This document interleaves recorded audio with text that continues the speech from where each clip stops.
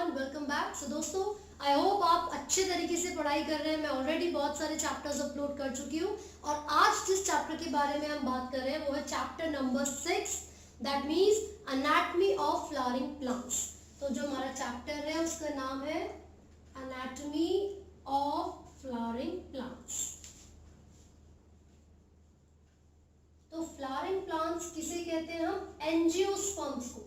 Flowering plants हम कहते हैं एंजियोस्पर्म्स को। और एनाटॉमी का मतलब होता है बेसिकली जब हम इंटरनल स्ट्रक्चर्स की स्टडी करते हैं तो उसे हम बोलते हैं anatomy. So it can be defined as the study of internal structures. Study of internal structures.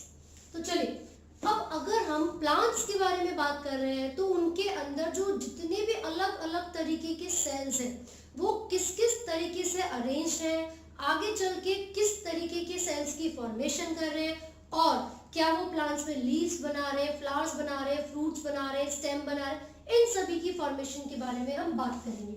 So basically plants को इंटरनली जब आप ऑब्जर्व करोगे so you will be able to see a lot of cells जो कि cluster होते हैं एक साथ, यानी कि जिनका ओरिजिन सेम होता है और वो मिलकर एक ही फंक्शन को परफॉर्म करेंगे। ठीक है, that means a group of cells with same origin and performing same function, उसको हम क्या बोलते हैं? टिश्यू बोलते हैं। सो प्लांट्स में जब आप ऑब्जर्व करोगे तो आप देखोगे टिश्यूज दो तरीके के हैं। ठीक है, तो वो कौन कौन से हैं? These are meristematic tissues. सबसे पहले हम मेरिस्टेम की बात कर रहे हैं। दूसरा है परमानेंट टिश्यूज, राइट? तो मेरिस्टेमेटिक टिश्यूज हो सकते हैं और परमानेंट टिश्यूज हो सकते हैं। On the basis of their time period, किस समय मतलब अराइज किस समय हो रहे हैं, तो मेरिस्टेमेटिक को हम प्राइमरी और सेकेंडरी भी कह सकते हैं। On the basis of their origin या टाइमिंग ऑफ ओरिजिन हम मेरिस्टेमेटिक टिश्यूज को प्राइमरी एंड सेकेंडरी भी कह सकते हैं।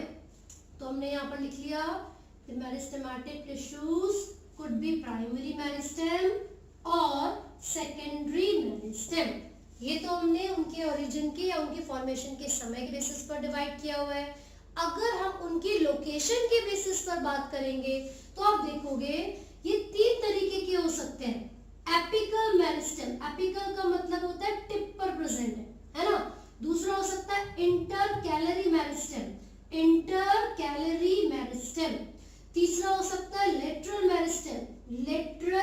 मेरिस्टेम, जिसको कैम्बियम भी कहते हैं। क्या कहते हैं? कैम्बियम।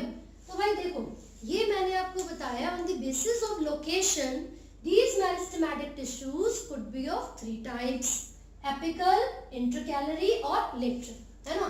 ये जो एपिकल और इंटरकैलरी है, क्योंकि जब इनकी फॉर्मेशन होती है these are formed in the early stage of life, plants के अंदर अर्ली स्टेजेस पर ये दोनों फॉर्म होते हैं, इसीलिए these two यानी कि एपिकल और intercalary, these two have been classified under primary meristematic tissues। और जब सेकेंडरी की बात करते हैं तो उसके अंदर हम लेटरल मेरिस्टेम या फिर कैम्बियम को इंक्लूड करते हैं। Reason being these tissues are formed at the later stage of life। ये तो क्लियर हो गया।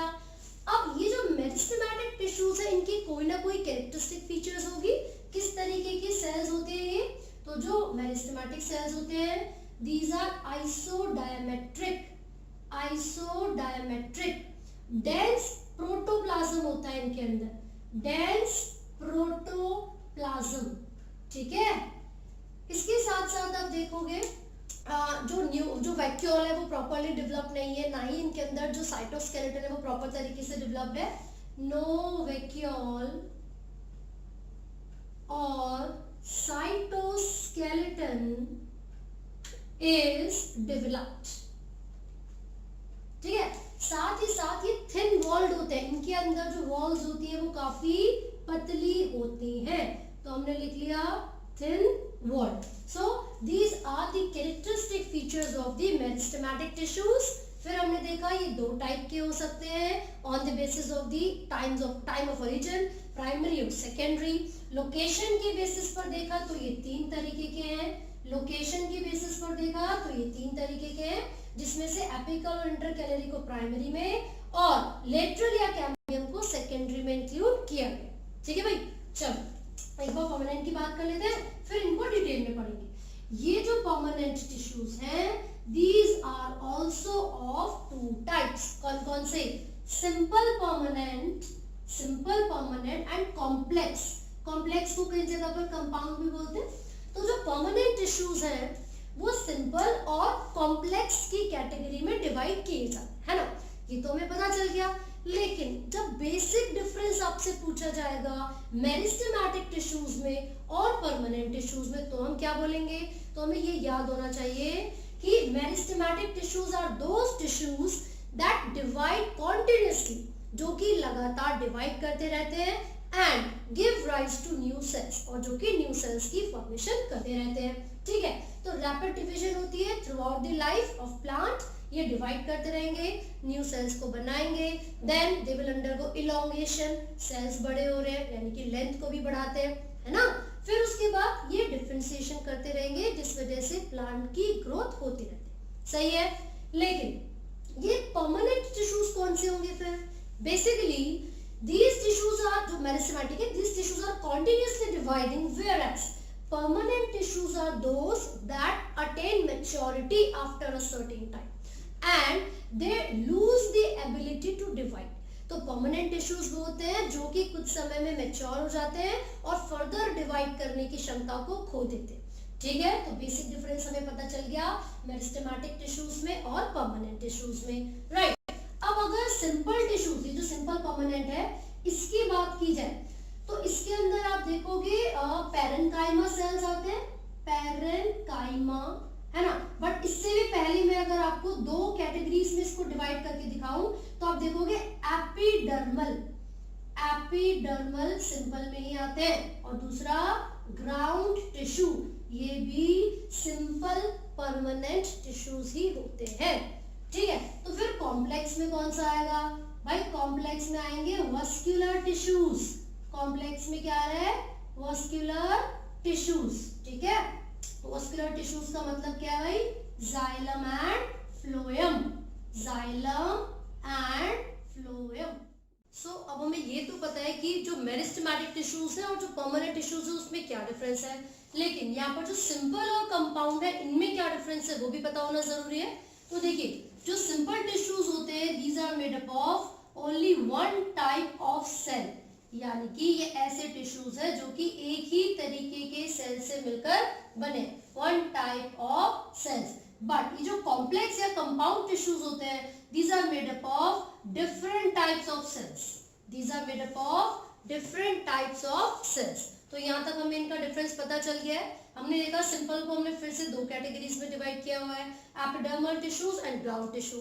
इन दोनों को हम डिटेल में पढ़ेंगे। यहाँ पर हम एपिडर्मल टिश्यू सिस्टम की बात करेंगे एंड यहाँ पर ग्राउंड टिश्यू सिस्टम की बात करेंगे। तो ये जो ग्राउंड टिश्यू सिस्टम है, इसमें जो बहुत सारे स्पेशलाइज्ड टिश्यूज हैं, these are of 3 different types. वो कौन कौन से हैं? पैरेन्काइमा, सॉरी ये एपिडर्मल की इसके अलावा हम बात कर रहे हैं। तो जो ग्राउंड टिश्यू सिस्टम है, इसके अंदर जो हम कैटेगरीज के बेसिस पर पढ़ेंगे, है ना, तो उसमें आप देखोगे इसको हमने डिवाइड किया हुआ है पैरेन्काइमा, कोलेन्काइमा एंड स्केलेन्काइमा, राइट। तो बेसिकली ये देखा जाता है कि जब सिंपल टिश्यूज की हम कैटेगरीज की बात करते हैं, so these are of 2 types. ये एपिडर्मल टिश्यू हो सकते हैं, ग्राउंड टिश्यू हो सकते हैं। ग्राउंड टिश्यू में पैरेन्काइमा, कोलेन्काइमा एंड स्केलेन्काइमा हम पढ़ेंगे। एपिडर्मल टिश्यूज कौन से होंगे?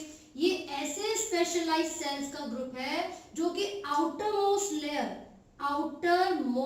लेयर ऑफ प्लांट्स, एपिडर्मिस क्या कहलाएगी? Outer most layer of plant कहलाएगी। ठीक है, तो एपिडर्मल टिश्यूज के बारे में हम बात करेंगे, है ना। और उसके यहाँ पर हम बात कर रहे हैं ग्राउंड टिश्यूज में, जिसमें पैरेन्काइमा, कोलेन्काइमा और स्केलेन्काइमा होती है। चलिए अब डिटेल में फटाफट से बढ़ते हैं ग्राउंड टिश्यूज को, जिसमें हम बात करेंगे किसके बारे में? इन तीनों तरीके के सेल्स के बारे में। तो जो फर्स्ट है वो है पैरेन्काइमा सेल्स। ठीक है, तो जैसे कि मैंने बताया एक ही तरीके के सेल्स से मिलकर बने हैं। तो जो सबसे पहली कैटेगरी हम यहाँ पर डिस्कस कर रहे हैं वो कौन सी है? वो है पैरेन्काइमा सेल्स। तो देखिए सबसे पहले हम डिस्कस कर रहे हैं पैरेन्काइमा सेल।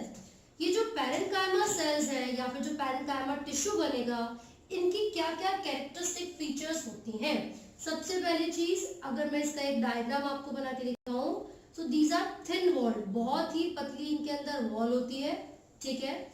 और बीच बीच में यहाँ पर इनकी जो अरेंजमेंट है वो इस तरीके से होती है कि थोड़ा सा स्पेस प्रेजेंट होता है, and this space between the cells is called intercellular space. मैंने यहाँ पर बोला कि इसके जो सेल्स होते हैं उनकी वॉल्स बहुत ही थिन यानी कि पतली होगी। इन सेल्स के बीच में स्पेस होता है, उसको हम इंटरसेल्यूलर स्पेस कहते हैं। इनकी जो शेप होती है वो वेरी कर सकती है, ओवल हो सकते हैं, पॉलीगोनल हो सकते हैं, हेक्सागोनल हो सकते हैं, ठीक है। इसी के साथ साथ देखोगे आइसोडायामेट्रिक होते हैं। आइसोडायामेट्रिक इसका मतलब है लगभग सेम डायमीटर होता है। फिर हमने लिखा थिन सेल वॉल, और सेल वॉल किससे बनी होगी, सेलुलोज से बनी होगी। फिर हमने लिखा intercellular space is present, intercellular space is present, ठीक है। और इसके साथ साथ एक और चीज, इनकी जो शेप हो सकती है वो कैसी हो सकती है, ओवल हो सकती है, हेक्सागोनल हो सकती है, राउंड हो सकती है, पॉलीगोनल हो सकती है। तो हमने यहाँ पर सारे शेप्स लिख ली, ठीक है भाई। अब इनका हमने ये कैरेक्टरिस्टिक फीचर्स तो पढ़ लिए हैं। अगर इनके फंक्शंस के बारे में हम बात करेंगे तो आप देखोगे ये टेम्परेरी स्टोरेज का काम करते हैं। इनका जो फंक्शन है वो स्टोरेज ऑफ फूड होगा, स्टोरेज ऑफ फूड। लेकिन साथ ही साथ some of the parenchyma cells contain a pigment which is chlorophyll. तो इनके पास अगर क्लोरोफिल पिगमेंट प्रेजेंट है तो इसका मतलब है ये फोटोसिंथेसिस करने में भी हेल्प कर सकते हैं। तो एक फंक्शन हमने यहाँ पर मेंशन कर लिया है कि ये फोटोसिंथेसिस करने में भी हेल्प करेंगे। तो ऐसे पैरेन्काइमा सेल्स जिनके पास क्लोरोफिल पिगमेंट होती है वो कहलाते हैं क्लोरेन्काइमा। क्लोरेन्काइमा, ये आपको याद रखना है। The parenchyma sales that contain chloroplast, chloroplast के अंदर क्या होगी, क्लोरोफिल पिगमेंट, ठीक है। और जहां पर क्लोरोफिल पिगमेंट प्रेजेंट है वहां पर लाइट को एब्जॉर्ब करके फूड की फॉर्मेशन का प्रोसेस चलेगा, दैट मींस ये फोटोसिंथेसिस भी करवाते हैं।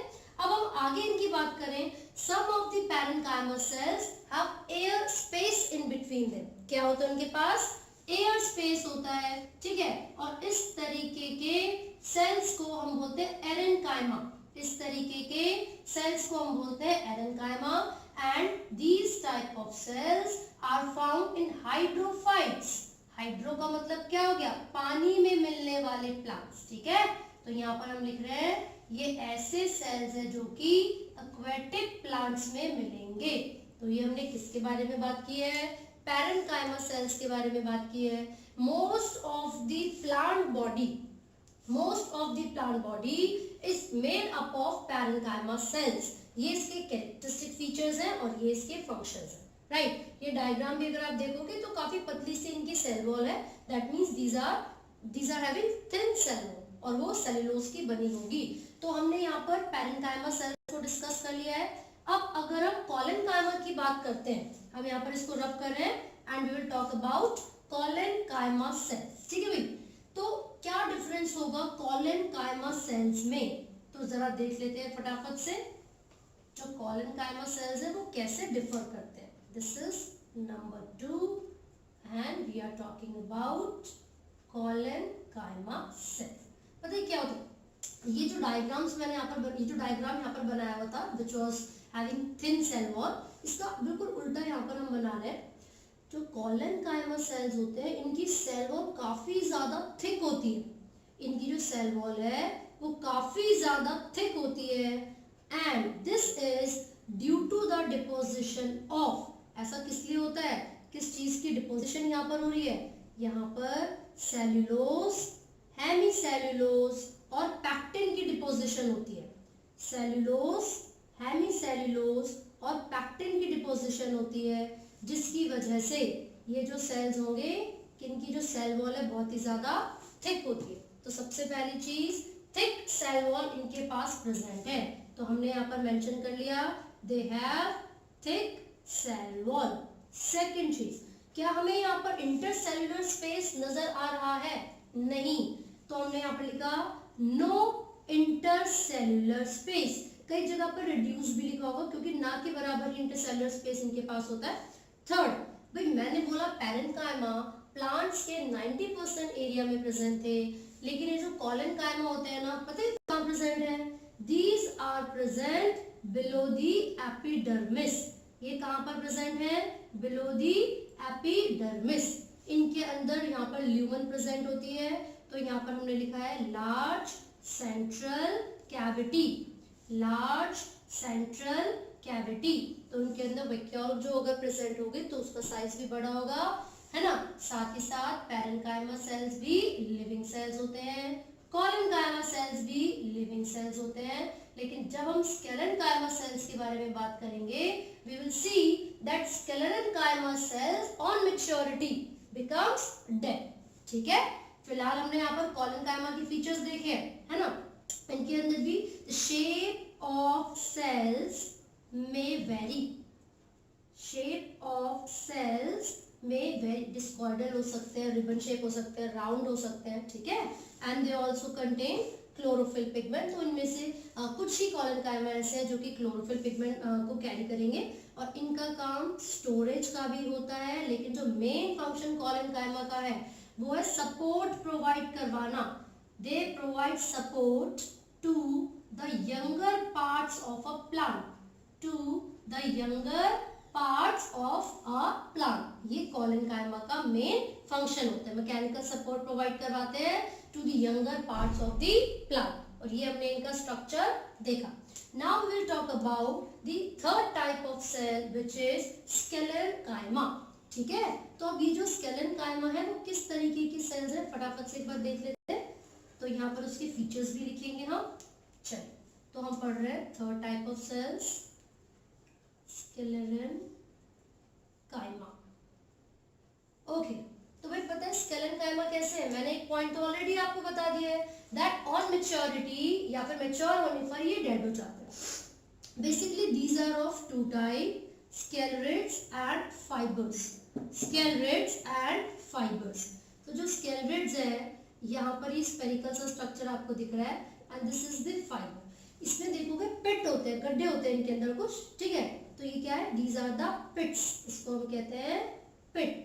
अब ये इस तरीके से सेंटर में ऐसे करके जुड़े हुए होते हैं, ठीक है। यहाँ पर ये जो पिट है इस तरीके से सेंटर में जुड़ा हुआ है लाइक दिस। तो देखा जाए तो इसके अंदर जो ल्यूमन है वो कोई बहुत ज्यादा बड़ी ल्यूमन नहीं है। यहाँ पर जो सेंटर में जो कैविटी होनी चाहिए थी वो कोई बहुत ज्यादा बड़ी नहीं है ना। तो हमने यहाँ पर क्या लिखा, कुछ फीचर्स जो दोनों के लिए कॉमन है, मैं उसको नीचे लिख देती हूँ। सबसे पहला पॉइंट, ये दो तरीके के हैं स्केलरेट ऑफ फाइबर, साथ ही साथ they are dead, these are dead cells. Second, no protoplasm, dead तभी तो होंगे जब इसके अंदर कोई भी प्रोटोप्लाज्म नहीं होगा। तो हमने यहाँ पर लिख लिया these are dead cells, they have no protoplasm. साथ ही साथ अब जब ये डेड सेल्स हैं तो उनके पास कोई ना कोई सेल का जो सेल वॉल है उसका कंपोजिशन होगा and this is due to the presence of lignin. Lignin is one of the hardest substances, ठीक है। तो लिग्निन के डिपोजिशन होने की वजह से ही ये बहुत ज्यादा हार्ड होते हैं, रिजिड होते हैं, है ना। और यहाँ पर ये डेड बन जाते हैं मैच्योर होने पर, क्योंकि इनका जो प्रोटोप्लाज्म है वो लॉस्ट हो जाता है। क्लियर है? फिर साथ साथ ये जो स्केलरेट की बात करोगे तो ये स्फेरिकल होते हैं। किस तरीके की शेप है? स्फेरिकल। दीज आर इलोंगेटेड, फिर tapering and, elongated and tapering ends, ठीक है। दूसरी चीज, इसमें आप पॉइंटेड भी लिख सकते हो, इसमें आप पॉइंटेड भी लिख सकते हो। साथ ही साथ हम यहाँ पर लिखेंगे दे हैव पिट्स, इनमें क्या होते हैं? गड्ढे होते हैं, इनके पास पिट्स होते हैं। क्लियर है? यहाँ पर ल्यूमन के बारे में देखें तो इसकी जो ल्यूमन है वो नैरो है ना, बट इससे ज्यादा। तो यहाँ पर हमने ल्यूमन के लिए क्या लिखा? इट हैज नैरो या नैरोअर ल्यूमन। जब हम स्केलरेट से कंपेयर करेंगे तो उसकी ल्यूमन काफी नैरो होती है। अब इनके फंक्शंस क्या है और ये कहाँ पर मिलेंगे? ये बास्ट फाइबर वगैरह में, ठीक है। साथ साथ अगर आप बात करोगे जो कोकोनट का हस्क होता है, हस्क ऑफ कोकोनट, है ना, जो कोकोनट होता है उसके बाहर वो धागे धागे से ब्राउन कलर के निकले हुए होते हैं, वो सब किससे बने हुए हैं? These are the sclerenchyma cells, dead cells, जो कि फाइबर्स, ठीक है। इसको देखोगे तो ये जो फ्रूट्स होते हैं उनके, या जो नट वॉल है या जो उनका पल्प है उसके अंदर मिलेगा पल्प, और दूसरा नट्स की वॉल में भी ये स्केलेटन्स प्रेजेंट होते हैं। तो ये हमने बात की है ग्राउंड टिश्यूज में पैरेन्काइमा, कोलेनकाइमा एंड स्टेलेनकाइमा के बारे में। इनके characteristic features along with their structure we have already discussed. अब हम आगे बढ़ेंगे और डिफरेंट टिश्यूज के बारे में बात करेंगे, है ना। लेकिन इन तीनों के ही फीचर्स आपको बहुत अच्छे से याद होने चाहिए, क्योंकि जो क्वेश्चंस पूछे जाते हैं इनकी सेल वॉल का टाइप कैसा है या इनकी सेल वॉल का कंपोजिशन कैसा है, इसमें से काफी सारे क्वेश्चंस है वो पूछ लिए जाते हैं, ठीक है। तो चलिए दोस्तों, अब हम बात करते हैं कॉम्प्लेक्स टिश्यूज के बारे में, जिसमें मैंने आपको ऑलरेडी बताया है that these are made up of different types of cells. It includes vascular tissues यानी कि जाइलम एंड फ्लोएम। तो सबसे पहले हम जाइलम के बारे में बात कर रहे हैं एज दी कॉम्प्लेक्स टिश्यू, ठीक है। तो अभी भी हमने पढ़ा है कि जो कॉम्प्लेक्स टिश्यू है वो अलग अलग तरीके के सेल्स से मिलकर बने हैं। तो इसका मतलब ये हुआ कि जो जाइलम है उसका भी जो कंपोजिशन होगा वो बहुत सारे अलग अलग सेल से मिलकर बना होगा, राइट। तो जरा देख लेते हैं हम फटाफट से, जिस वास्कुलर टिश्यू के बारे में हम बात कर रहे हैं वो कौन सा है, जाइलम।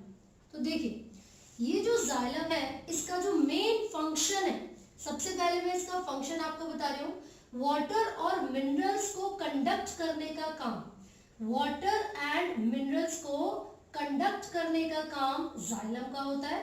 तो लिख देते हैं क्या फंक्शन है इसका, to conduct water and minerals. सबसे पहली चीज हमने इसका फंक्शन देखा है। चलिए दूसरी चीज, किस डायरेक्शन में ये वाटर और मिनरल्स को कंडक्ट करता है, it always works in a specific direction, इसीलिए जाइलम को हम कहते हैं यूनिडायरेक्शनल। जाइलम को हम क्या बोलेंगे, यूनिडायरेक्शनल, ठीक है। अब ये जो जाइलम है ये एक ऐसा टिश्यू है, कॉम्प्लेक्स टिश्यू है, जो कि प्लांट्स के अंदर बहुत ही इंपॉर्टेंट रोल प्ले करेगा, सिर्फ वाटर और मिनरल के लिए ही नहीं। अगर फूड की भी बात करते हैं ना, सो ये जाइलम रिस्पॉन्सिबल है एक प्रेशर ग्रेडियंट बनाने के लिए। प्रेशर ग्रेडियंट का मतलब क्या होता है, एक तरफ प्रेशर कम और एक तरफ ज्यादा। ये डिफरेंस जब तक मेंटेन नहीं होगा तब तक ना ही फूड का ट्रांसपोर्टेशन होगा और ना ही वाटर का ट्रांसपोर्टेशन होगा। So this particular complex tissue is very important for plants. अब अगर हम इसके कंपोजिशन के बारे में, इसके डिफरेंट पार्ट्स के बारे में बात करेंगे, तो अब देखिए इसके 4 डिफरेंट पार्ट्स होते हैं। ये 4 तरीके के सेल्स से मिलकर बना है। सबसे पहले हम यहाँ पर बात कर रहे हैं किसके बारे में, वेसल्स के बारे में। मैं जिम्नोस्पर्म और एंजियोस्पर्म दोनों के लिए आपको बताऊंगी। सबसे पहले जो एक बेसिक स्ट्रक्चर होगा जाइलम का, what are the different types of cells जिससे मिलकर जाइलम बना हुआ है, पहले हम उसकी बात करेंगे। तो वेसल्स हो गया, फिर ट्रैकेट्स, वेसल्स के बाद tracheids, then xylem fibres and then xylem parenchyma, xylem fibres and then xylem parenchyma. तो देखो पता है क्या होता है, जो क्वेश्चन आपसे पूछा जाता है वो ये है, out of these 4 components of xylem which of the following is living. तो आपको पता होना चाहिए कि सिर्फ और सिर्फ जाइलम पैरेन्काइमा ही लिविंग कंपोनेंट होता है, उसके अलावा ये तीनों डेड कंपोनेंट्स होते हैं जाइलम के, सबसे पहली चीज। दूसरा, जब भी जिम्नोस्पर्म और एंजियोस्पर्म की बात आती है तो भाई हमें ये पता होना चाहिए that the angiosperms are highly developed, ठीक है, वो सबसे ज्यादा डेवलप्ड फ्लावरिंग प्लांट्स हैं, तो उनके अंदर जो स्ट्रक्चर्स होंगे वो सबसे ज्यादा अच्छे तरीके से बने हुए होंगे। लेकिन जब जिम्नोस्पर्म की बात करते हैं तो जिम्नोस्पर्म्स में ये वेसल्स नहीं होती। तो एक बहुत ही इंपॉर्टेंट लाइन हम यहाँ पर लिख रहे हैं, जिम्नोस्पर्म्स लैक वेसल्स। तो ये हमने लिख लिया यहाँ पर, जिम्नोस्पर्म लैक वेसल्स, क्योंकि जिम्नोस्पर्म्स के पास वेसल्स नहीं है तो इसका मतलब ये हुआ tracheids are the main components और the structures that are responsible to conduct water in gymnosperms. ये तो क्लियर है। अब मैंने ये भी बता दिया कि सिर्फ ये लिविंग है, बाकी तीनों डेड है। तो ये डेड कैसे है, ऐसा क्या स्ट्रक्चर होगा इनके पास जिस वजह से ये डेड होंगे। बेसिकली इनके अंदर लिग्निन की वॉल होती है which is a rigid substance, वो और साथ साथ इनका जो प्रोटोप्लाज्म है वो भी धीरे धीरे कंज्यूम हो जाता है, मैच्योरिटी तक आते आते, that means there is no protoplasm. So ये लिविंग कैसे होंगे, फिर नहीं हो सकते ना। तो वेसल के स्ट्रक्चर के बारे में अगर हम बात करेंगे, so it is like this, cylindrical structure होता है वेसल का, आपके एनसीईआरटी में कुछ इस तरीके से बना होगा, and you will be able to see some of the cells, and these cells are called vessel members. इन सेल्स को क्या कहते हैं, वेसल मेंबर्स कहते हैं। And there is this wall which is made up of lignin, यहाँ पर एक वॉल होगी जो कि लिग्निन से बनी है, ठीक है, और ये कुछ इस तरीके से स्ट्रक्चर होता है। बट यहाँ पर ये जो वॉल होती है, दिस इज नॉट कंप्लीट, ये इस तरीके से सेपरेट हो जाती है। This region is the lumen, इस रीजन को हम ल्यूमन बोलेंगे। बट यहाँ पर कुछ पिट्स प्रेजेंट होंगे, कुछ गड्ढे प्रेजेंट होंगे, जो कि दूसरे वेसल से कनेक्शन प्रोवाइड करवाने के लिए रिस्पॉन्सिबल है। यहाँ पर एक और वेसल मैं बना देती हूँ इस तरीके से, तो ये देखिए आप, तो जो दोनों वेसल्स हैं ये एक दूसरे से कनेक्टेड है with the help of these pits. तो यहाँ पर हम लेबलिंग कर लेते हैं, ये क्या है, पिट्स है, यानी कि गड्ढे, ठीक है। अब पिट्स का काम क्या है भाई, वाटर का ट्रांसपोर्टेशन होगा। तो ये जो जाइलम है, इसके जो चारों कंपोनेंट्स हैं, these components are close enough, काफी ज्यादा एक दूसरे के साथ जुड़े होंगे, तभी एक कंप्लीट जाइलम टिश्यू बन पाएगा, राइट। तो ये जो हमने भी वेसल के बारे में पढ़ा, पहले ट्रैकेट का स्ट्रक्चर मैं आपको बना के दिखा दूं, फिर मैं बताती हूँ किस तरीके से ये अरेंज होते हैं। So it will be the structure of tracheids which are elongated. किस तरीके के है, इलोंगेटेड है। आप देख रहे हो यहाँ पर इसके जो एंड है ये कुछ इस तरीके से मुड़ा हुआ है, this is the tapering and, इसको हम क्या बोलते हैं, टेपरिंग एंड बोलते हैं, ठीक है। और यहाँ पर भी जो सेल, जो इनकी वॉल प्रेजेंट होती है, वो किसकी बनी हुई होती है, वो लिग्निन की वॉल बनी हुई होती है। यहाँ पर लिग्निन की वॉल बनी हुई होगी, ठीक है। तो इस तरीके से हमने देखा, ये एक मैंने ट्रैकेट आपको बना के दिखाया, there will be the another tracheid, इस तरीके से ये एक दूसरे से जुड़े होंगे, and again there will be some pores या फिर पिट्स, ठीक है, जो कि एक दूसरे से कनेक्शन के लिए जरूरी है। तो वाटर का जो फ्लो होगा, मैंने अभी बताया कि यूनिडायरेक्शनल है जाइलम, तो इसमें से वाटर का फ्लो इस तरीके से ऊपर जाता रहेगा। साथ ही साथ यहाँ पर जो पिट्स होते हैं, उस पिट्स के थ्रू भी तो वाटर फ्लो हो सकता है। तो ये तो वेसल्स की बात हो गई, लेकिन ट्रैकेट्स में जनरली आप देखोगे, अब मान लीजिए दूसरे के अलावा तीसरा ट्रैकेट बना रहे हैं, वो इस तरीके से प्रेजेंट है, ठीक है। तो किस तरीके से वाटर की मूवमेंट हो रही है, यहाँ पर लेटरल मूवमेंट हो रही है, पानी ऐसे आया, साइड में गया, फिर ऐसे जा रहा है, ऊपर जा रहा है, इस तरीके से वाटर की मूवमेंट ट्रैकेट्स के अंदर होती है, करेक्ट। तो ये हमने किसके बारे में बात की है, we are talking about the components of xylem, जिसके 4 कंपोनेंट्स हैं। हमने पढ़ा vessels, tracheids, xylem fibres and xylem parenchyma. ये हमने वेसल्स का स्ट्रक्चर बनाया था, दिस इज द ट्रैकेट्स, ठीक है। अब इन दोनों का स्ट्रक्चर हमने देख लिया, these two are associated with each other, ऐसा क्यों है, so that the flow of water is not disturbed, ताकि प्रेशर ग्रेडियंट बनते ही, जैसे ही प्रेशर का डिफरेंस जनरेट होगा, वाटर का जो ट्रांसपोर्टेशन है, जो कंडक्शन है, वो आसानी से हो सके। and these structures are supported by some specialized cells which are dead cells। क्यों, पैरेन्काइमा से बने हुए हैं, इसलिए क्या है, डेड सेल्स है, ठीक है। तो यहाँ पर 2 चीज हमें याद रखनी है कि देखो, सबसे पहली चीज, वेसल्स क्या है, एक ट्यूब लाइक स्ट्रक्चर होगा, सिलेंड्रिकल है, ठीक है, और ये ब्रॉड होता है काफी ज्यादा, and this cells by which vessels are composed of, उसको हम बोलते हैं वेसल मेंबर्स, करेक्ट। दूसरी चीज, ये क्या है, ट्रैकेट है, ये इलोंगेटेड होती है, इनकी टेपरिंग एंड्स होती हैं, हालांकि ये दोनों ही लिग्निफाइड होते हैं, हाईली लिग्निफाइड होते हैं, लिग्निन की सेल वॉल है। सिमिलरली जब फाइबर्स के बारे में बात करेंगे, क्योंकि इनके पास भी लिग्निन की सेल वॉल होती है, these cells are also lignified and these are dead because all these 3 cells are without protoplasm, ये हमें याद करना। नेक्स्ट चीज, अब जब जाइलम, ये पैरेन्काइमा के बारे में बात करेंगे, so these cells will be arranged like this, क्योंकि सारे क्या है, इनके बीच बीच में थोड़ा स्पेस है, these are having intercellular space।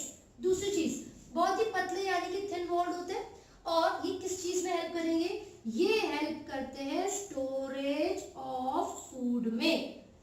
ये पैरेन्काइमा की फाइबर किस में हेल्प करते हैं, सपोर्ट प्रोवाइड करवाने में, ठीक है। तो मेन कंडक्टिंग स्ट्रक्चर्स कौन से हैं, वेसल्स एंड ट्रैकेट्स, वो भी एंजियोस्पर्म में, क्योंकि जिम्नोस्पर्म में तो वेसल्स है ही नहीं, करेक्ट भाई। ये हमने किसके बारे में बात की है, जाइलम के बारे में बात की है।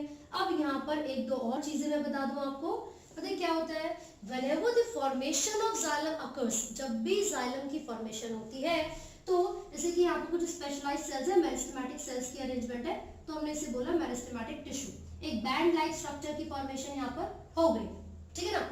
जब भी यहाँ पर पहले जो जाइलम बनेगा, मतलब मान लीजिए जब भी प्लांट की ग्रोथ हो रही होती है तो इनिशियल स्टेजेस में कुछ सेल्स आते हैं, वो सेल्स धीरे धीरे मैच्योर होते हैं, न्यू सेल्स की फॉर्मेशन होगी, या बाद में चल के अलग ही तरीके के नए सेल्स बन जाएंगे। तो ये जो प्लांट की ग्रोथ है वो थ्रू आउट द लाइफ चलती रहती है। तो जो वस्कुलर टिश्यूज हैं, जो जाइलम है, फ्लोएम है, ये भी कॉन्टिन्यूसली बनते रहेंगे। तो मैं आपको ये बता रही हूँ, अर्ली स्टेजेस में जो जाइलम फॉर्म होता है, मतलब जो पहले जाइलम बनता है, उसको हम प्रोटोजाइलम कहते हैं। क्या कहते हैं उसको हम? प्रोटोजाइलम। यहाँ पर हमने लिख लिया the xylem that is formed at the early stages, या the xylem which is formed first. पहले जो जाइलम बन रहा है उसको हमने प्रोटोजाइलम बोला, और जो बाद में बनेगा उसको हम क्या बोलेंगे? मेटाजाइलम। उसको हम बोलेंगे मेटाजाइलम। तो पता है क्या होता है, on the basis of the arrangement of protoxylem and metaxylem, तो एक नया स्ट्रक्चर बनता है कि जो प्रोटोजाइलम है वो पेरिफेरी पर अरेंज्ड है या वो सेंटर में पिच में अरेंज्ड है। इसके बेसिस पर दो तरीके के स्ट्रक्चर बनेंगे, विच आर कॉल्ड एंडार्च और एग्जार्च। एंडार्च एंड एग्जार्च मैं मेंशन कर देती हूँ, हम लिख लेते पहले। यहाँ पर हम किसके बारे में बात कर रहे हैं? We are talking about endarch और दूसरा क्या है? एग्जार्च। ठीक है भाई। तो अब ये है क्या? एंडार्च क्या है, एग्जार्च क्या है, कैसे पता चलेगा? देखिए, यहाँ पर पहले जो जाइलम बना है वो प्रोटोजाइलम होगा, एंड कंपैरेटिवली प्रोटोजाइलम्स ये क्या होते हैं? These are smaller in size, having thin vessels. बहुत ही पतली वेसल्स इनके पास होती हैं, थिन वेसल्स, ठीक है, और smaller in size, smaller in size. तो जब भी मेरिस्टेमेटिक टिश्यूज रैपिडली डिवाइड करेंगे और वस्कुलर टिश्यूज की यानी कि जाइलम और फ्लोएम की फॉर्मेशन करेंगे, तो पहले बनने वाले जाइलम को प्रोटोजाइलम कहते हैं। यहाँ पर प्रोटोजाइलम बन चुका है ना। तो ये सब क्या है? These are the protoxylem. ये यहाँ पर मैं डायग्राम बना रही हूँ, ये प्रोटोजाइलम। लेकिन अब पता है क्या होगा? अब जो डेवलपमेंट स्टार्ट होगी, यहाँ के जो सेल्स हैं जब वो आगे डिवाइड करेंगे और बहुत बड़े बड़े जाइलम की फॉर्मेशन करेंगे, so these will be called metaxylem. और ऐसा नहीं होगा कि वो मेटाजाइलम इनको अपनी जगह से हटा देगा, ऐसा नहीं है कि मेटाजाइलम जब बना था तो उसने इनको हटा दिया, नहीं, वो एक अलग ही जगह पर आकर अपनी पोजीशन को गेन कर लेता है। मान लीजिए यहाँ पर आया, ये दूसरा मेटाजाइलम बन गया, फिर यहाँ से तीसरा मेटाजाइलम बन गया। तो किस तरीके की अरेंजमेंट है भाई? किसी भी वस्कुलर बंडल में अगर protoxylem is present at the periphery, किनारे पर प्रेजेंट है, प्रोटोजाइलम कहाँ पर है? किनारे पर है, लेकिन जो मेटाजाइलम है वो पिच पे यानी कि सेंटर में प्रेजेंट है, तो इस तरीके की अरेंजमेंट को एग्जार्च कहा जाता है। फिर से सुनिए, अगर प्रोटोजाइलम प्रेजेंट होगा, प्रोटोजाइलम प्रेजेंट होगा पेरिफेरी पर, protoxylem is present at the periphery and metaxylem is present at the centre यानी कि पिच, पिच मतलब सेंटर है यहाँ पर, ठीक है। तो इस तरीके की अरेंजमेंट को एग्जार्च कहा जाता है, and this arrangement is very common in the roots. कहाँ पर मिलती है ये? रूट सिस्टम में मिलने वाली अरेंजमेंट है जिसको एग्जार्च बोलेंगे। और इसी का जो ऑपोजिट होता है, जो उल्टा होता है, वो एंडार्च होता है। अब इसका उल्टा पता है क्या है? देखिए, जैसे कि यहाँ पर मेरिस्टेमेटिक टिश्यू का एक बैंड था, ये यहाँ पर स्पेशलाइज्ड सेल्स है, जब इन्होंने यहाँ पर प्रोटोजाइलम की फॉर्मेशन की, दीज आर दी प्रोटोजाइलम। अब पता है क्या होगा? ये स्टेम के अंदर होता है। अब स्टेम में ये होगा कि जो नए सेल्स होंगे ना, वो नए सेल्स इन प्रोटोजाइलम को आगे भेजेंगे और खुद इनकी जगह ले लेंगे, और खुद इनकी जगह ले लेंगे। देखिए, बड़े बड़े मेटाजाइलम बनते जा रहे हैं, प्रोटोजाइलम को आगे शिफ्ट करते जा रहे हैं। तो इस तरीके से देखा जाए तो सारे के सारे मेटाजाइलम पेरिफेरी पर चले गए और जो प्रोटोजाइलम थे वो सेंटर की तरफ आ गए। Now this arrangement of vascular tissue, देखिए यहाँ पर क्या है? These are the metaxylem. ये जो बड़े बड़े स्ट्रक्चर मैंने बनाए हैं वो मेटाजाइलम को रिप्रेजेंट कर रहे हैं, and these smaller structures represent protoxylem. तो बिल्कुल उल्टी यहाँ पर अरेंजमेंट हो गई है। तो मैंने लिखा मेटाजाइलम पेरिफेरी पर है और प्रोटोजाइलम पिथ पर। प्रोटोजाइलम कहाँ पर है? सेंटर में, पिथ पर। तो इस तरीके के अरेंजमेंट को एंडार्च कहा जाता है। And the example is stem. कहाँ पर मिलता है एंडार्च? स्टेम में। तो ये इस तरीके से हमने अरेंजमेंट को पढ़ा है जाइलम की। Now this is complete. हमने इसके पूरे जो भी रिस्पेक्टिव टॉपिक्स थे जाइलम के रिगार्डिंग वो हमने कंप्लीट कर लिए हैं। Now we will jump to the another topic which is phylum. दूसरा मस्कुलर टिश्यू कौन सा है? फ्लोएम। सॉरी, फाइलम नहीं, फ्लोएम, ठीक है ना। तो चलिए फटाफट से बात करते हैं फ्लोएम के बारे में। ये जाइलम यहाँ पर कंप्लीट हो चुका है। तो भाई चलो जाइलम के फंक्शंस मुझे पता चल गए, अब फ्लोएम के क्या क्या फंक्शन होंगे? जाइलम ने तो वाटर मिनरल को कंडक्ट कर दिया, फ्लोएम किसको कंडक्ट करेगा? वो फूड को कंडक्ट करेगा। यानी कि फोटोसिंथेसिस जो कि लीव्स में हुआ था उसके रिजल्ट में जो भी शुगर की फॉर्मेशन हुई थी, this sugar will be transported to the various parts of the plants. वो कौन करवा रहा है? वो फ्लोएम करवा रहा है ना। तो देख लेते हैं फटाफट से फ्लोएम के क्या स्ट्रक्चर हैं, क्या फंक्शंस हैं। तो हम यहाँ पर बात कर रहे हैं फ्लोएम के बारे में। चलिए, तो देखो भाई फ्लोएम का जो मेन फंक्शन है वो है टू कंडक्ट और ट्रांसपोर्ट फूड, ठीक है, या जितने भी एनर्जी डेरिवेटिव्स होते हैं, एनर्जी प्रोवाइड करने वाले जितने भी सब्सटेंसेस हैं, उनकी ट्रांसपोर्टेशन करवाने के लिए जो वास्कुलर टिश्यू रिस्पॉन्सिबल है वो है फ्लोएम। तो हम यहाँ पर बात कर रहे हैं फ्लोएम के बारे में। इसके भी 4 कंपोनेंट्स होते हैं। वो कौन कौन से कंपोनेंट हैं और ये कितनी डायरेक्शन में काम कर सकता है? This is by directional. कई जगह पर मल्टी डायरेक्शनल भी लिखा होगा तो इट्स ओके, वो इसलिए बोला जा रहा है क्योंकि पता है क्या, जो फ्लोएम है वो अपवर्ड डायरेक्शन में और डाउनवर्ड डायरेक्शन में दोनों ही दिशाओं में फूड को ट्रांसपोर्ट करता है। तो हमने यहाँ पर लिख लिया बाय डायरेक्शनल। चलो क्या क्या कंपोनेंट है इसके फटाफट से बात करते हैं। फ्लोएम के 4 कंपोनेंट्स कौन कौन से हैं? सबसे पहले हम यहाँ पर लिख रहे हैं सीव ट्यूब एलिमेंट्स, सीव ट्यूब एलिमेंट्स। दूसरा कंपेनियन सेल्स, कंपेनियन सेल्स। तीसरा, थर्ड क्या है? Phloem fibres. फोर्थ क्या है? Phloem parenchyma. तो चलो ये तो हमें पता चल गया कि जो फ्लोएम है उसके कौन कौन से कंपोनेंट्स हैं। लेकिन जैसे मैंने आपको जाइलम में बताया था कि एंजियोस्पर्म और जिम्नोस्पर्म में जाइलम का कंपोजिशन वेरी कर सकता है, बिल्कुल वैसे ही एंजियोस्पर्म और जिम्नोस्पर्म में फ्लोएम का कंपोजिशन भी वेरी करेगा। अब फ्लोएम का कंपोजिशन किस तरीके से वेरी कर रहा है फटाफट से देख लेते हैं। पता है क्या होता है? ये जो सीव ट्यूब एलिमेंट्स हैं, these structures are found in angiosperm। ये कहाँ पर मिलते हैं? ये एंजियोस्पर्म में मिलते हैं। लेकिन इसकी जगह पर सीव सेल्स, सीव सेल्स ये कहाँ मिलेंगे?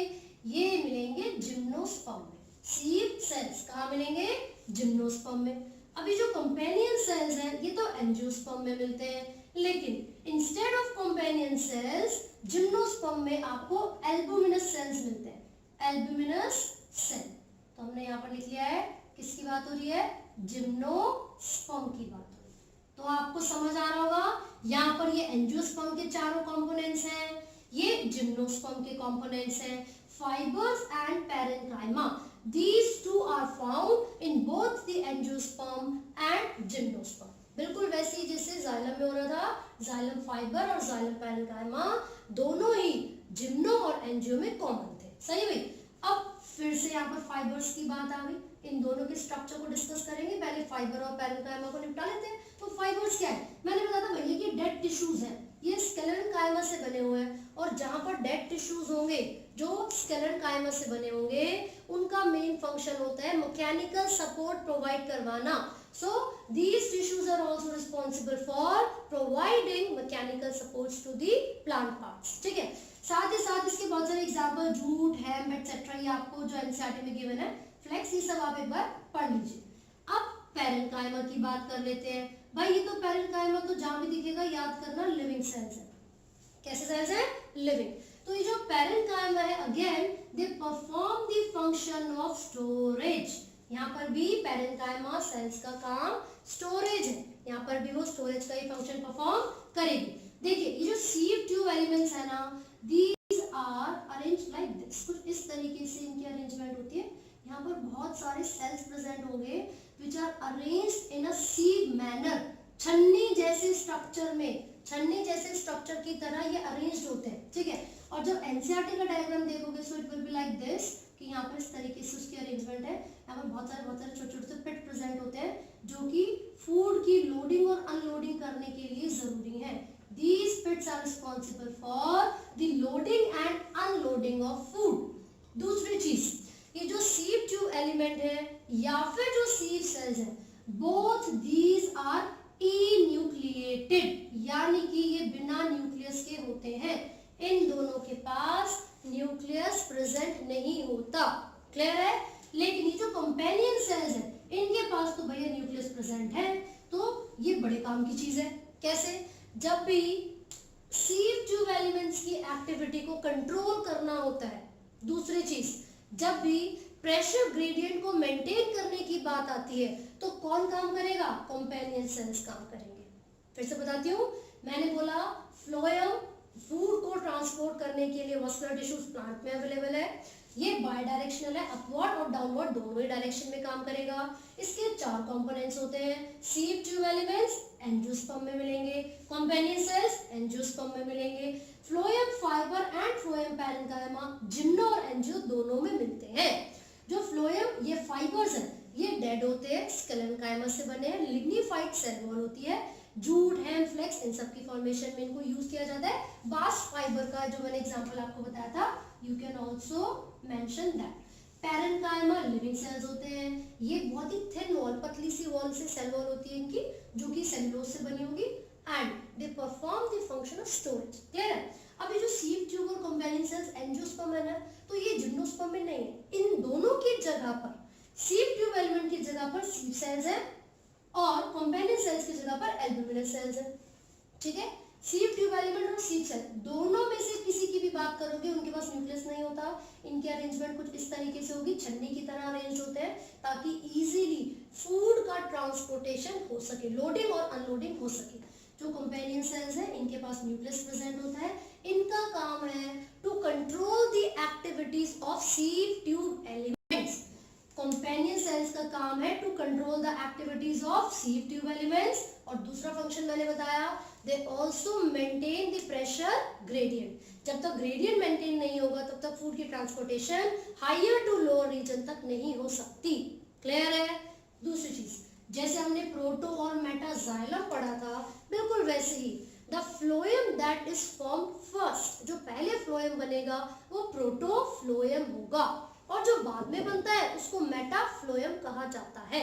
सो we have completed the topic complex tissues that includes vascular tissues यानी कि जाइलम एंड फ्लोएम। तो आई होप आपको यहाँ तक समझ में आया होगा।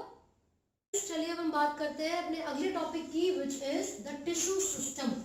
हम बात कर रहे हैं टिश्यू सिस्टम के बारे में। तो जैसे कि मैंने आपको बताया कि प्लांट्स के अंदर जो अरेंजमेंट ऑफ सेल्स है या जो फंक्शंस ऑफ सेल्स है वो अलग अलग लोकेशन के बेसिस पर वेरी कर सकते हैं। तो हमने यहाँ पर टिश्यू सिस्टम को 3 कैटेगरीज में डिवाइड किया हुआ है, एंड इसके अंदर हम पढ़ते हैं एपिडर्मल टिश्यू सिस्टम, दूसरा ground tissue system, and third one is vascular tissue system. तो देखिए जो एपिडर्मल टिश्यू सिस्टम है यानी कि the outer most layer of the plant, चाहे वो स्टेम की बात हो, रूट्स की बात हो या फिर लीव्स की बात हो, उनमें जो सबसे बाहर वाली लेयर होती है उसको एपिडर्मिस कहा जाता है, and the entire cells which are collectively present to form the outer most layer, they form the epidermal tissue system.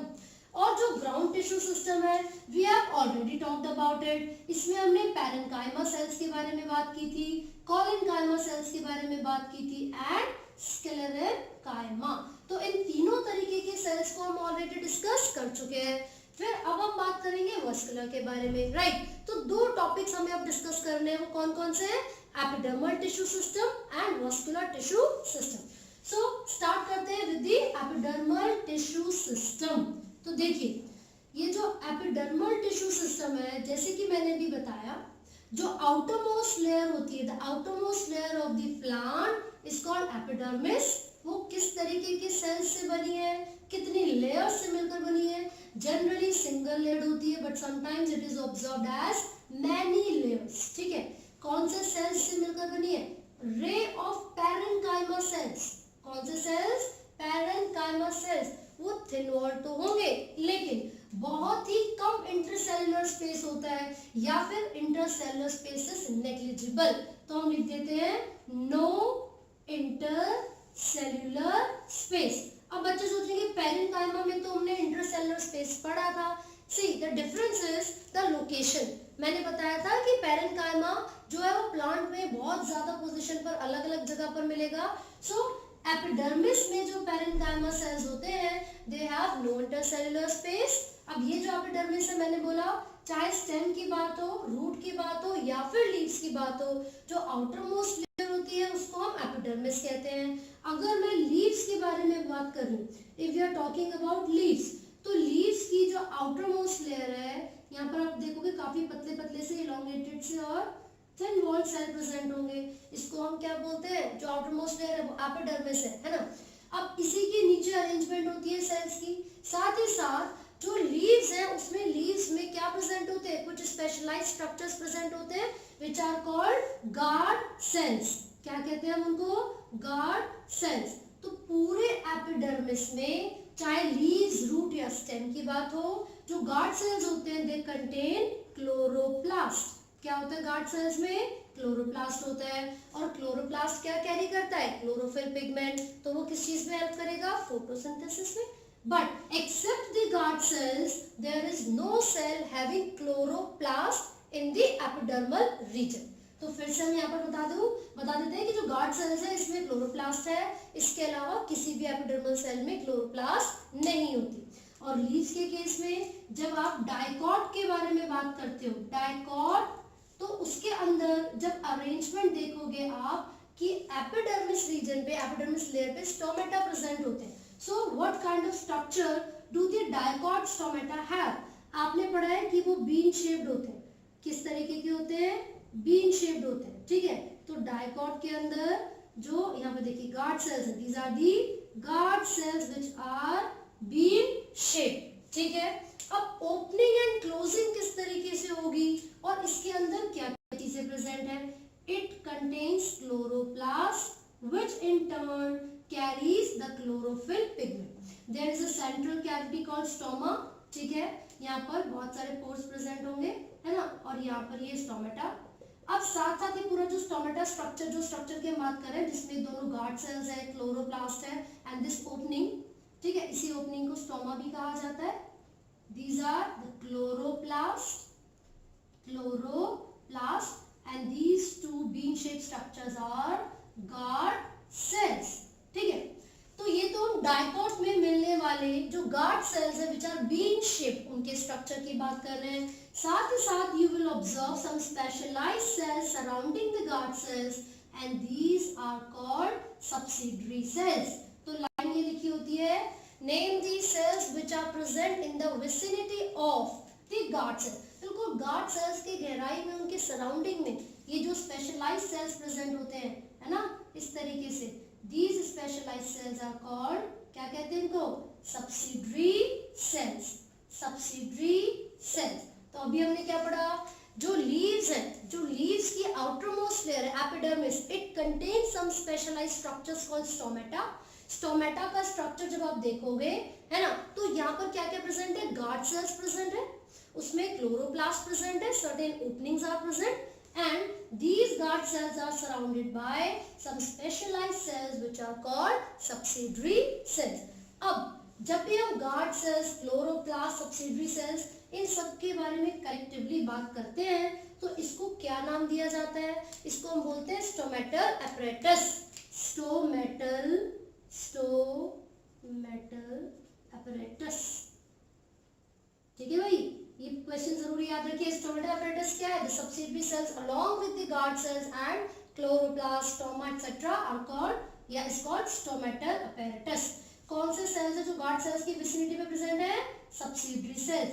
Dicot के अंदर स्टोमेटा की शेप कैसी है? Bean shape. लेकिन जब हम मोनोकॉट के बारे में बात करेंगे, so you will observe the stomata is not having the bean shape. तो किस तरीके से होता है? वो डम्बल शेप्ड होते हैं। तो किस तरीके से होते हैं मोनोकॉट के stomata? These are dumbbell shape. इस तरीके से डम्बल शेप के होंगे। यहाँ पर आप देखिए लाइक दिस, ठीक है। तो इस तरीके से थिक होते हैं, यहाँ से इस तरीके से इनकी अरेंजमेंट होगी। तो डाइकॉट और मोनोकॉट में स्टोमेटा की जो शेप है वो वेरी करती है, ये बहुत इंपॉर्टेंट है। मोनोकॉट के अंदर, ये मोनोकॉट का अंदर मैंने स्ट्रक्चर बनाया है मोनोकॉट, इसमें कैसा डायग्राम होगा? Dumbbell shape, dumbbell shape. Clear है? साथ साथ आप याद रखोगे कि जो गार्ड सेल्स होते हैं फ्रॉम द इनर साइड, अंदर की तरफ से जो गार्ड सेल्स की लेयर होती है, दीज आर थिक। ये क्या है? काफी थिक होती है, मोटी होती है। लेकिन the outer layer of the guard cell is thinner, वो पतली है। ऐसा क्यों? So that the opening and closing of the stomata could be conducted easily. समझ में आया? ये जो सेंटर में वॉल है, अंदर की जो वॉल होती है गार्ड सेल्स की, वो थिक मोटी होती है। पेरिफेरी बाहर वाली जो आउटर वॉल है वो पतली होती है। अब इसी के साथ एक चीज आपको देखें, देयर आर सम माइक्रोफिलामेंट्स जो कि किस तरीके से रेडियली अरेंज्ड होती हैं। यहाँ पर कुछ फिलामेंट्स होती हैं and these filaments are radially arranged. ये जो माइक्रोफिलामेंट्स हैं वो रेडियली अरेंज होती हैं स्टोमेटा के अंदर। तो रेडियली जो टर्म है वो याद रखना है, रेडियली जो टर्म है वो याद रखना है। साथ ही साथ the orientation of these microfilaments, the orientation of these microfilaments allow the opening and closing of stomata. और इस ओरिएंटेशन के साथ साथ हमें और किस चीज की जरूरत है? स्टोमेटा की ओपनिंग और क्लोजिंग करने के लिए वो जरूरत है हमें पानी की, H2O। पता है क्या होता है? As soon as the water enters the guard cells, जैसे ही वाटर एंट्री लेगा गार्ड सेल्स के अंदर, they swell up and the opening of stomata occurs। लेकिन जब ट्रांसपिरेशन होती है, ट्रांसपिरेशन का मतलब क्या है? This is the loss of water from the leaf surface, evaporate हो जाता है पानी। तो भाई जब वाटर का लॉस होगा तो पानी की कमी हो जाएगी गार्ड सेल्स में, तो वो ऑटोमेटिकली बंद हो जाते हैं। तो ये आपको याद रखना है, ड्यूरिंग ट्रांसपिरेशन क्या होगा? वाटर का लॉस हो जाता है और जो ये स्टोमेटा है वो क्या हो जाते हैं? बंद हो जाते हैं। फिर फर्दर कोई गैसेस एक्सचेंज नहीं हो पाता। अब एक और चीज, जो outermost layer it also contains cuticle, the thick waxy layer। outermost layer यानी कि एपिडर्मिस में क्यूटिकल प्रेजेंट होती है in the case of leaves. क्या प्रेजेंट होती है? क्यूटिकल। बट आपको ये याद रखना है, the cuticle is not present in the roots. Cuticle roots में प्रेजेंट नहीं होती, ठीक है। थिक वैक्सी लेयर जो लीव्स की सरफेस पर प्रेजेंट होगी वो क्यूटिकल है। This is not present in the roots. तो क्यूटिकल एब्सेंट होती है रूट्स में, अगर वो प्रेजेंट होती तो फिर क्या होता? वो इम्पर्मिएबल होती है ना वाटर के लिए, तो मूवमेंट कैसे हो पाती? जो रूट हेयर है वो एब्जॉर्ब कैसे कर पाते पानी को? नहीं कर पाते, ठीक है। चलिए, तो ये हमने यहाँ तक पढ़ा है। अब हमें क्या देखना है कि एपिडर्मिस जो कि लीव्स के बारे में अभी हमने पढ़ा है, क्या स्टेम के ऊपर भी सेम होगा? बिल्कुल वैसे ही होगा। ये जो रूट है क्या उसमें भी सेम होगा? बिल्कुल वैसे ही होगा। पैरेन्काइमा के सेल्स अरेंज होते हैं, वो लेयर्स की फॉर्मेशन करेंगे, ठीक है। बट क्यूटिकल रूट में नहीं होती है। और दूसरी चीज, स्टेम और रूट्स में, स्टेम और रूट्स में the epidermal cells could be modified. ये जो स्टेम्स और रूट होती हैं उसके अंदर जो एपिडर्मल सेल्स हैं वो मॉडिफाइड हो सकते हैं और वो कुछ एक्सटेंशन की फॉर्मेशन कर देते हैं, जैसे कि हेयर लाइक स्ट्रक्चर्स की फॉर्मेशन करते हैं। तो एपिडर्मल सेल्स की जो मॉडिफिकेशन है या फिर जो एपिडर्मल एक्सटेंशन, ठीक है, इसको आप ऑब्जर्व कर सकते हो on the surface of roots. किस फॉर्म में? रूट हेयर की फॉर्म में। And these root hairs are generally single या फिर मल्टी सेल्यूलर लिख सकते हैं, मल्टी सेल्यूलर। जबकि स्टेम के बारे में अगर बात करेंगे, so these hair like extensions are called trichomes. क्या कहते हैं उसको? ट्राइकॉम्स कहते हैं। इसका ये जो अपीयरेंस है, जो सेल्स है उनकी अरेंजमेंट कैसी होगी? Multi cellular. तो मैंने आपको बताया कि रूट्स में और स्टेम में जो एपिडर्मल सेल्स होते हैं ये मॉडिफाइड हो सकते हैं, ये हेयर लाइक जो एक्सटेंशन है, जो स्ट्रक्चर है उसकी फॉर्मेशन करेंगे। रूट्स में उन स्ट्रक्चर को रूट हेयर कहते हैं, जनरली यूनिसेलुलर होते हैं, और स्टेम पर ये जो एक्सटेंशन निकलती है इसको हम ट्राइकॉम्स कहते हैं, and these are multicellular. Root hair का काम है एब्जॉर्ब करना वाटर और मिनरल को सॉइल में से, और ये जो ट्राइकॉम्स है ये प्रिवेंट करती है लॉस ऑफ वाटर को। ट्राइकॉम्स prevent the loss of water. तो ये चीजें आपको याद रखनी है। ये जो पूरा का पूरा सिस्टम हम पढ़ रहे हैं ये क्या था, epidermal tissue system. Ground tissue system हम ऑलरेडी डिस्कस कर चुके हैं, and now we will discuss the vascular tissue system. तो देख लेते हैं जरा वेस्क्युलर टिश्यू सिस्टम में क्या है। भाई वेस्क्युलर नाम से ही पता चल रहा है यार, जाइलम और फ्लोएम की बात हो रही है, ठीक है ना। तो अभी हमने क्या डिस्कस किया, epidermal tissue system, ground tissue already discuss कर चुके हैं। अब हम बात करेंगे वेस्क्युलर टिश्यू सिस्टम की। क्या होता है वेस्क्युलर टिश्यू सिस्टम? एक ऐसा system which includes all the vascular tissues। अब वेस्क्युलर टिश्यूज क्या है, जाइलम एंड फ्लोएम है, ठीक है भाई। तो देखो इससे पहले मैं आपको ये बता दूं कि प्राइमरी और सेकेंडरी जो ग्रोथ होती है, जब मैंने मेरिस्टेम पढ़ाया तो बताया था प्राइमरी ग्रोथ और सेकेंडरी ग्रोथ। पहले होने वाली प्राइमरी ग्रोथ और बाद में जो लेटर स्टेजेस में होती है वो सेकेंडरी ग्रोथ। प्राइमरी ग्रोथ के लिए एपिकल और इंटरकैलरी मेरिस्टेम था, एपिकल इंटरकैलरी, ठीक है।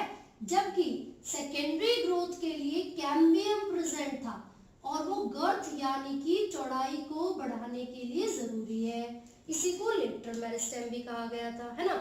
सिंपल सी एक चीज जो मैं आपको बताना चाहती हूँ ये है, this cambium is present in dicot only. ये जो कैम्बियम है वो सिर्फ और सिर्फ कौन से प्लांट्स में मिलता है, डाइकॉट प्लांट में।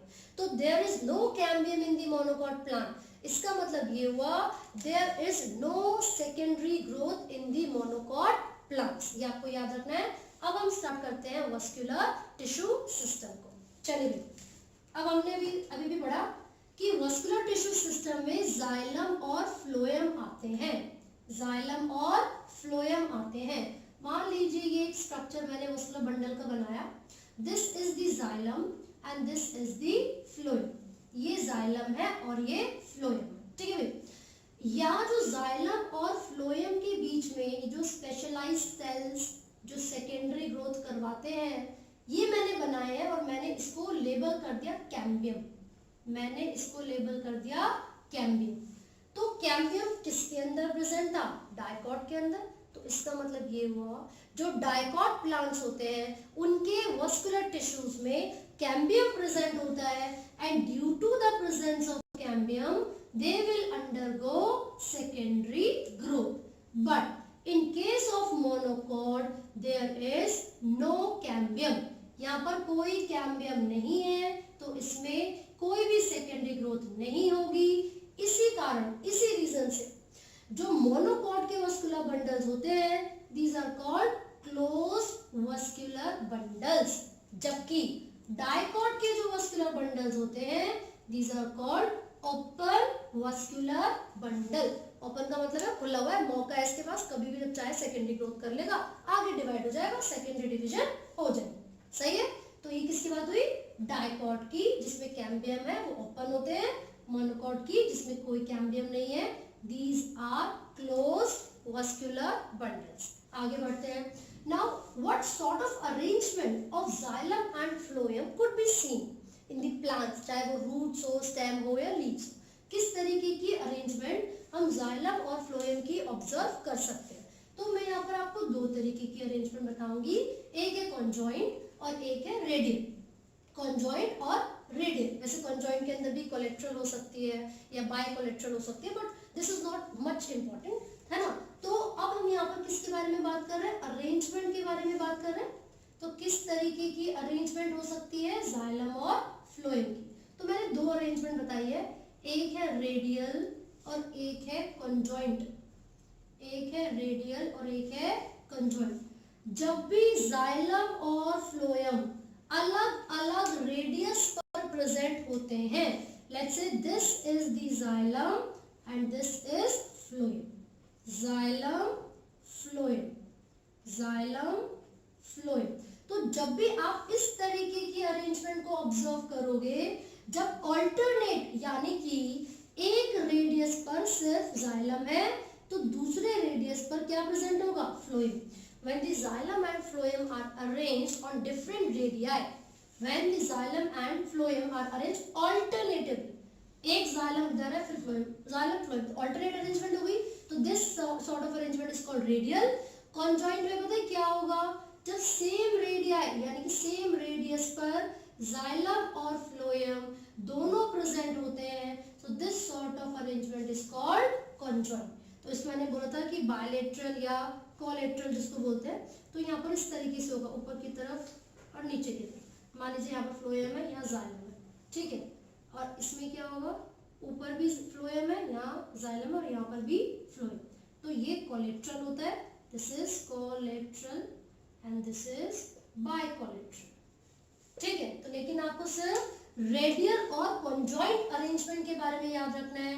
If the xylem and phloem are present alternatively, पहले xylem फिर phloem, xylem phloem, तो इस तरीके की अरेंजमेंट को रेडियल बोलेंगे.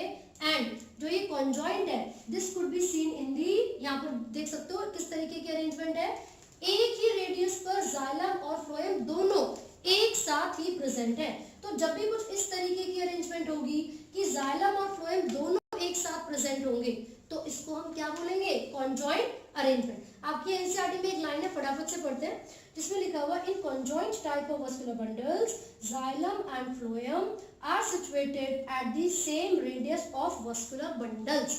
पूरे के पूरे मस्कुलर बंडल के अंदर सेम रेडियस पर अगर xylem और phloem प्रेजेंट है तो किस तरीके की अरेंजमेंट है, कॉन्जॉइंट. ये डिफाइन पूरी तरीके से आपको पता होनी चाहिए. And this could be seen in stem and leaves. कहाँ देखने को मिलेगी, फटाफट लिख लेते हैं. ये आपको ऑब्जर्व करने को मिल जाती है स्टेम और लीव्स में. तो फिर ये कहाँ मिलेगी, radial. This could be seen in roots, radial roots, and this is seen in stem and leaves. So यहाँ तक जो हमने अभी सिस्टम पढ़ा है, कौन सा, जो वस्कुलर टिश्यू सिस्टम है, वो यहीं पर खत्म होता है. एक और लाइन आपकी बुक में लिखी हुई है, the conjoined muscular bundles usually have phloem located only on the outer side of xylem. Must remember, मैंने यहाँ पर xylem को कहाँ बनाया है, towards the pith यानी कि center, and the phloem is present outer side, at the outer side of the xylem. तो ये आप याद रखेंगे और इसी तरीके से अरेंजमेंट करेंगे किसकी, वस्कुलर टिश्यूज की इनसाइड अ वस्कुलर बंडल. अगर आपको किसी भी टॉपिक में कोई भी डाउट्स है तो आप कमेंट कर सकते हैं, हमसे पूछ सकते हैं, ठीक है. And do not forget to like, share and subscribe. Thank you.